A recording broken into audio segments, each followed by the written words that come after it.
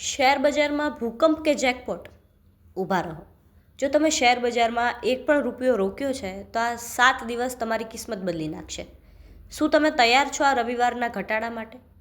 પહેલી વાત, ઇતિહાસમાં પહેલી વાર રવિવારે પણ બજાર ખુલશે, કારણ કે 1 ફેબ્રુઆરીએ બજેટ છે. ટેક્સ ઘટશે કે વધશે, આખો દેશ શ્વાસ અદ્ધર કરીને બેઠો છે.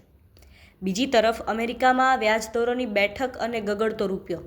જો ત્યાંથી પોઝિટિવ સમાચાર આવ્યા તો સમજી લેજો કે ભારતીય બજારમાં તેજીનું ઘોડાપૂર આવશે.